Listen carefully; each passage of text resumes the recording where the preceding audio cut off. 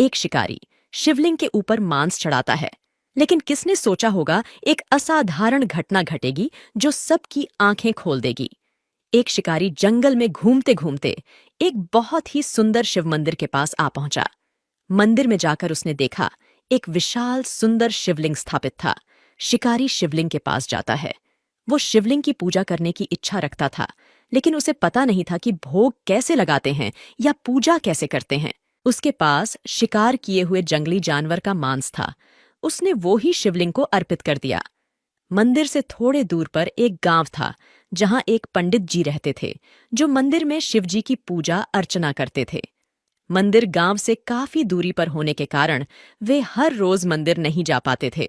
वे हर 15 दिन में मंदिर जाते थे।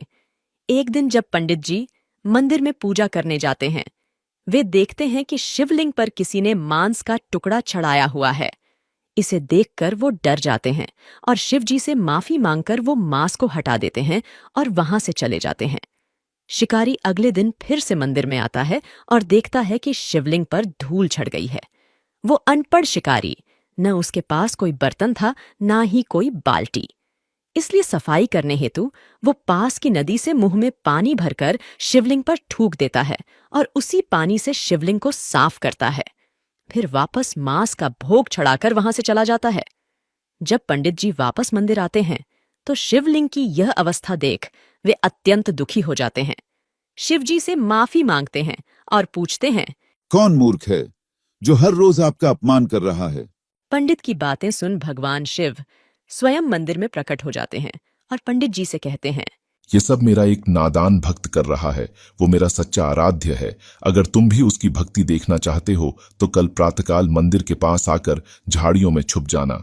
अगले दिन शिकारी फिर से मंदिर में पहुंचता है और देखता है कि शिवलिंग की दाहिनी आंख से रक्त की धारा बह रही है। यह देख शिकारी डर जाता है। उसे लगता है कि भगवान शिव की आंख में चोट लग गई है। वो चोट के इलाज के लिए जड़ी बूटी लेकर लाता है और शिवलिंग की दाहिनी आंख पर लगा देता है, लेकिन इससे कोई फर्क नहीं पड़ता। चिंतित शिकारी को कोई उपाय नहीं सूझता। वो फिर अपनी खुद की दाहिनी आंख निकालकर शिवलिंग की दाहिनी आंख में लगा देता है। भगवान शिव के कहे अनुसार पंडित जी यह सब झाड़ियों के पीछे छुपकर देख रहे थे। कुछ समय बाद शिवलिंग की दूसरी आंख से भी रक्त बहना शुरू हो जाता है। इसको देखकर शिकारी ने फैसला किया कि वो अपनी दूसरी आंख भी शिवजी को अर्पण कर देगा।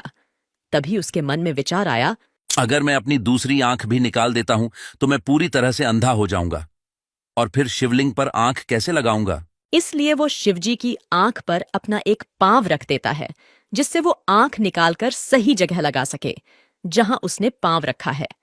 जैसे ही शिकारी शिवलिंग पर पांव रख अपनी दूसरी आंख अर्पण करने जाता है, पूरे मंदिर में रोशनी फैल जाती है और शिवजी स्वयं शिकारी को दर्शन देते हैं। दोस्तों, हम आपको आपके प्रांत की, राज्य की या आसपास की कहानियां सुनाना चाहते हैं, तो वीडियो को एक बार पॉज करके कृपया बताएं कि आप कहां से हमारी वीडियो देख रहे हैं। ये देखकर पंडित जी भी वहां आ जाते हैं। भगवान को अपने सामने देखकर शिकारी और पंडित जी दोनों ही शिवजी के चरणों में नतमस्तक हो जाते हैं। भगवान शिव पंडित जी से कहते हैं, ये है मेरा भक्त कन्नप्पा नयनार, कानपा जिसका अर्थ है आंखों को अर्पण करने वाला, और नयनार यानी एक शिव भक्त। आज से पूरी दुनिया तुम्हें इसी नाम से जानेगी। ये सुनकर शिकारी शिवजी को धन्यवाद देता है और उनके चरणों में नतमस्तक हो जाता है। भगवान शिव शिकारी को आशीर्वाद देते हैं और उसकी आंखें भी वापस देते हैं।